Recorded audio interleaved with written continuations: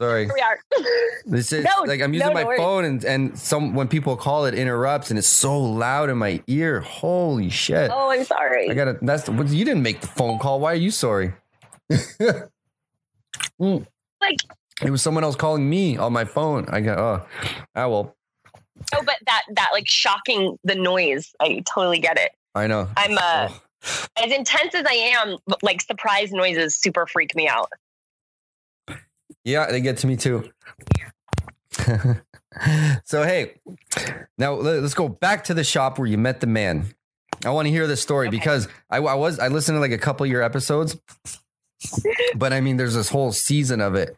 So I didn't get all the way through it. And because I kind of didn't want to listen to it all because I wanted to hear it first from you in a nutshell here. Oh, God. Yeah. So we're going to go after the court systems right now. Well, let's start with the story that got you there. So the man, what's the name? The pervert or the narc? No, the narc. No, it's funny. He turned out to be that. He was never that with me. Well, until I was leaving, then he was. But anyway, you met him and he wooed you. He wanted this. You met him and he wooed you. He like wooed the shit out of me. I mean, I didn't think anything about it when I met him. And he wanted this pair of sunglasses, which again, like I mentioned, it's like a huge pain in the ass. We make sunglasses for 3 months and then that's it. He wanted them from like 2 years before and they were super popular, this pair. And he launched into this whole like, well, I think I dropped them in a taxi cab in Kiev, but I noticed right away and I think the driver stole them. And I was like, okay, whatever. It's still good commission, right? Mm-hmm. Like it's a 600 and I can't remember, 625. But then in America, we add tax on top of that. There's not like included GST. So anyway, I finally locate a pair in our wholesale division. And had any other, and he's like, I've tried on 2 continents so far, so I won't be surprised if like you don't have them, which I'm not going to lie, I kind of take as a challenge. So I was like, all right, I'll get this shit done. So because of my position, I was able to look in wholesale and then I can submit them for stylists. Because if it has the opportunity to be in, a photo shoot, which has a spread in a magazine, or they're going to wear them to an event, then we get that credit, right? So I put it on a stylist list for Alec Baldwin and was like, these are the glasses I need. I know they're in wholesale, which then is this whole thing. They have to transfer them like from the holding in, I don't know, White Plains, New York, and they have to send them out. And then I had to kind of like hide them in the back. So when the stylist chose what he, I don't remember who was that, what she was taking for the day, she didn't take those. And then they were already in our shop's inventory and I could sell them to him and ship them over. But it was this whole thing. He was like, oh, I'm going to be between Australia and London. And so if they come on these dates, send them to Australia. If they come on these dates, send them to Texas. If they come on these dates, send them to London. So the emails got like super confusing. And anyway, I ended up sending stuff from because it wasn't totally kosher. Because the whole, like, we're not supposed to ship out of the country because then he'll be paying American tax, but not British. What do they call it? GST there? No, they call it, there's a name for that. Pound. VAT. Yeah? VAT? Yeah. Anyway, VAT, VAT. I can't remember what it stands for right now. Anyway. That's a tax, eh? So I was like, look, I can't do this from my company email. I'm going to have to send it from my personal one. And he's like, yeah, no problem. So then he had my personal email. And so a few months later, he emailed me. He's like, hey, I'm going to be in LA. Do you want to get dinner? So again, it was everything about our relationship was vague. It was just like my girlfriend's like, is this a date? Is this not a date? And I was like, well, I don't know. Like, he didn't clarify. So they're like, well, and we had a group text. Did you have a BlackBerry? Yes, I did. I hated it. Do you remember BBM? Yep. I fucking hated it. What? Oh my God, you did? I lived on it. What a clusterfuck it was. It was like all these messages were like filed down. It was like message. Like, at least texting now, it's so like nicely organized, but it was just like these lines of messages. And it was like looking at, oh God. Anyways. 2006, Bam Bam. our options. I had that in 2008, and I think it was the cheaper one. It started out good, and then it got fucking slow as shit. It's like, oh, you can watch movies on it, and then I put a movie on it. By the way, fucked up my system. What? You on your BlackBerry? Yeah, the one I had, you could put movies on it. Hey, gosh, I never had anything that fancy. No, it was a piece of shit. It was like the entry level one, and it was like, oh, you can watch movies, but like, it started out good. But then once it got to, and the problem was the text, they took up a lot of information. So once you started building all this information and data on the phone, it would just start disrupting the phone. And then the first month I had it, I was like, yeah, go watch movies on my phone. And then all of a sudden, like weeks later, it's like watching a movie is like glitch. And it's like, I'm like, what the fuck is going on? It was fun. Isn't that wild? Like, what year were you born? Because I think I'm a little older than you. What are you, 80? 85. 85? I'm 86, and no. Don't you remember when we were young and there were no cell phones? We had the circle where you had to start from 7 and go the rotary phone. Yeah, and then you had the winded up cord, and you had to bring it around the corner and like talk to your girlfriend. My parents are in the kitchen. I have to keep it down. It's like, you know. In a weirder childhood, but yes, I remember when there were no phones, so I loved BBM. I'm not going to hate on that. Which, by the way, Canadian company, can we shout out to, was it RIM, Rhythm in Motion? RIM? Yeah, I'm pretty sure Rhythm in Motion, I think is don't quote me because it's been a while. I haven't like brushed up on my BlackBerry history lately. But anyway, I liked it because internationally we didn't have to text. But my point was we had groups on BBM. So all my girlfriends were on there. So they were like, text us when you get there and tell us if it's a date or not. And I was like, okay. I'm like, but he didn't make it seem like a date. And if I ever did get a Thursday off, I would go to, like you mentioned, the Piano Bar in Hollywood. It was blues night. And and so I made plans to go there anyway, thinking, well, I don't think this is a date. If it is a date, like whatever. So I get there and there's a whole group of people. So I'm like, this is not a date. And we go to dinner and they're all doing blow. And I'm like, this is not my group of people. I'm going to leave now. And when I went to leave, I tried to like pull the waiter away and pay because and I'm broke as fuck. Like I cannot afford this fancy restaurant that he picked. But I'm like, can I just pay for my salad, please? And I just drank water. And then he like showed up, takes the card, gives the waiter his card, pays the whole like, I think $800 bill or something. Mm-hmm. And I was like, so this isn't like my jam. I'm going to go, like I mentioned, to that blues bar. He's like, yeah, I'm going to go with you. Your friends, like you just bought your friend's dinner. It's like, no, it doesn't matter. So then all of a sudden it did feel like a date. But that was like our whole relationship. Did he pay for all the cocaine too? He would. Oh my God. I remember there were so many times when people would walk up and like thank us for stuff that I'm like once we were together and like de facto married and sharing finances.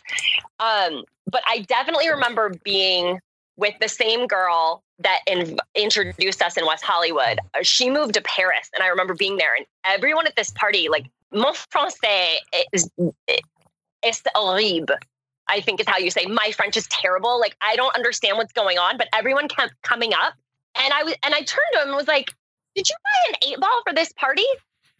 We don't know. Honestly, I kind of would have liked this guy. See, the thing about me is I'm excessive. And you ever see those little pussy ass lines everyone takes? And you take a little, they have these little lines of blow. They're really narrow and they're small, and everyone's like, and they're like, oh. Know how much is not a lot of blow or a lot of blow if you put it all in front of me. I do know an 8-ball like a lot. A lot of people, you know, like, hey, you want a fucking line? I'm like, sure. And then they put down this little needle dick fucking line. I'm like, what the fuck is that? I'm like, give me the bag. And then I pour out a line the size of this fucking cigar. They're like, what are you, out of your mind? I'm like, that's my Hollywood line, baby. I call it the Hollywood. Oh my God. Yeah. See, you start big and then you make your way down, right? That way you don't have to do it as often through the night. Is that how that works? Yeah. You hit one big fat one and then you hit little ones throughout the night versus, you know, if you hit a little one, In 10 minutes, you're going to want another little one. You're constantly going to the bathroom. You're going to get caught. So just hit one fucking Hollywood and you're good for a while. Oh my God. It's that fucking, it's like, you're going to hit that. I'm it's grateful like, yeah. for this right now. I'm super grateful. I mean, look, I've been around it most of my life. Well, you're from Hollywood. Like you said, I'm not from Hollywood, but I am from Southern California. And okay, but I'm sure the shit that I did here came from California. It probably went through all the fucking states, hit the border in Niagara Falls, and bam, it's in Toronto. What is the name of that? There's a name for a highway. I think it's the Highway 40, like the 40, and it has a nickname, but it's where all the drugs come up from Mexico. Isn't it Highway 49? And is it 49? Is that it? Isn't that the famous highway? I don't know, but it's where all the drugs come up and then like disperse. Yeah. They're coming from drones now. Are they? Oh, God. Haven't you watched Queen of the South? They pack them up in drones and they fly them under the radar. See, here's my thing, which of course, like, I don't believe in the government after everything that I've been through, but like, I don't give a fuck if you do drugs. Like, it's not my, I'm accountable for me. You're accountable for you. You do you, boo. Like, whatever your thing is. Like I said, we all have addictions. My issue is what's under that. What's pushing you to need to numb out or disconnect, or what in your life is not enough that you're going to that for more. That's my thing. Here's my thing. So you dated the guy. You met him at the bar. Fucking fast forward. Let's get into the relationship. You had a 5-year relationship. It was fan-fucking-tastic, wasn't it? I mean, the beginning was, we were best friends. So basically he said, he loved his life in London. He was trying to get me to move there because that's where all his friends were. He loved his job. And I had been engaged. And when I say bet the house, you know, when people say like, oh, bet the ranch on it. You were engaged to another guy while you were dating him? No. Oh my God. That's like years before. Oh, okay. Yeah. So I got engaged when I was 19 and then left 4 days before my 22nd birthday. So then like a year and a half later, I met the Australian. And so we had literally bet our house on producing 2 movies. And we were in pre-production when, do you remember the writer's strike of 2007? Oh, yeah. Remember when I was in film school around that time. Hey, so it started in November of 2007. We're like, okay, it's just going to be like 2 weeks. We just got to write it out. Like, we'll just change our shooting dates. And then 2 weeks became 2 months. I can't remember how long in total because at that time I'd lost everything. House was in foreclosure. Fiance was cheating on me. Like, who's the fiance? Is the guy, the pervert? No. This is years before. Oh my God. How did we even get into this? I don't know. So you were a writer for Hollywood for movies. Yeah. Well, I mean, that was when I was switching, because when I was younger, I was in front of the camera and I was like, this is not my jam. And so then I had switched behind because he was a director and a writer. So you were in front of the camera. Did Weinstein ever try and coerce you? What's funny, I wish I had that opportunity. I wish I was at that level for that opportunity. No, but that shit, 100%. I'm not kidding, is why I didn't want to be in front of the camera anymore. Happens all the time. When I was young, like I started doing print work when I was 10, and my parents would take me to the audition, or my aunt or uncle or whatever. All of a sudden, when I was 16, 17, 18, by the time I was 19 and I had been driving myself, that's when that shit, like when you're alone going out and then all of a sudden you're living on your own and making decisions, that's when that shit really starts to become apparent. And I was totally in love with this American guy. So I was like, I have no interest in this. Luckily for me, he was a producer and a writer. So I basically just started apprenticing on his projects, writing, doing his edits. And then we started a production company at the exact wrong time. The exact wrong time. So I had a bunch of debt. I had cleaned up like his debt and taken it on for myself to lift his credit score when we went to buy the house. And we weren't technically married. So I mean, we weren't married at all, but we were engaged. And so I took his debt openly, and therefore I wore the debt. Oh. Now he had to wear the foreclosure of the house, and that's a whole nother drama, like how he ended up in jail. But I was coming out of that when I met the Australian. So he wanted me to move to Europe, and I was like, can't get a visa to work there and still have all this other debt to pay off. So like, give me some time. And I literally woke up one morning and he was like, in a BBM, like, wake up, normally I get like a cute little, I don't know, I miss you, or like, here's a cool article from Wired. No, this morning I wake up and it's like, hey, I'm moving home to Australia and hoping you want to come with. Like, what? How old were you at the time when he asked you this? I was 24. Okay, so you could still get a working visa for like, I think it's 8 months. What is it? In Australia, you can get a working visa up until you're like 29 or 30. And then after that, you need a sponsored visa. Okay. So I didn't know any of that. I learned that when I was in college, and I was like, hey, I'm almost 30. It's kind of too late. Fuck me. Yeah. Is that only every other country you can get a working visa for like, just say like 6 or 8 months. Australia has a cutoff. It's in your late 20s some point. And then after that cutoff, you need a sponsorship to get into work. So I've heard people say, and people would assume that I was one of those, like just coming to work. He basically said to me, look, there's a visa there called de facto marriage. Mm-hmm. And I was like, okay, what the fuck is that? Like, I don't know what that is. And he's like, we live together it takes like 2 years. We have to merge our finances and live together for a year, and then we can apply for it. And then that second year, once it's approved, like you can work. Basically, it starts your Australian citizenship as if you're normally married. So then you can work wherever you want. But we weren't supposed to be there that long. We were supposed to just be there to set up this company that he wanted to start. And he's like, when we set this up, then I'll have the funding for your company, which had been my dream since I lost the one before. What did his company do?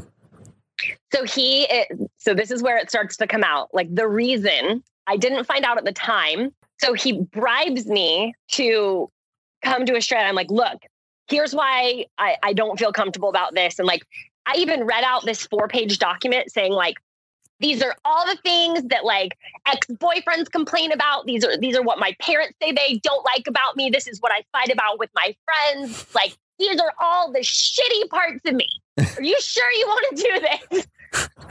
And I'll never forget. He was like, oh, I find them so endearing. And I should as a 24-year-old girl, and I already had like was like, the first engagement and then getting cheated on and losing my house, like, and being broke. Like, I almost went bankrupt that time. But I worked my way out of it. So like, that is the most warming, comforting thing to hear, right? That you just told someone all the worst parts of you and they love you anyway. I would say that that's being wooed the shit out of, right? That's the wooed the shit out of. Hoorah. Yeah. So anyway, he agreed. I said, look, I can't risk going to this other country and leaving this job that I love. Oh my God. I worked for these surfers. And when I left the fancy place on Rodeo Drive, I worked for these surfers, and one of them passed away. Oh my gosh, like 18 months ago now. But like, I am still friends with their families. It started in New Zealand. It's all about environmental protection. And I didn't want to leave. So I was like, look, I don't want to give up this job. I had to interview. Oh my God, we had like 430 applications when I left for that job. That's how like sought after it was. And I said, I don't want to leave this. And then we don't work out, And so he said, look, what if I put $50,000 in a savings account for you? And if we don't work out, that way you'll have basically a salary for a year to get back on your feet. And I was like, right. I was like, what the? Oh my God, that's way too much money. What are you talking about? And he's like, well, here's the thing. The reason I'm moving back to Australia is my parents bribed me $8 million to come home. And I was like, what the fuck is good? Like, okay. And he's like, yeah, look, my dad's selling his company and like, when the money comes through, I need to like organize it. So if you help me focus on my company first, which is an investment company, he's like, I don't want to live in Australia for the rest of my life. He's like, hold that thought. I'm sorry. That beer is hitting me. Oh, do you want to give me a ring back or whatever's easier? Anymore.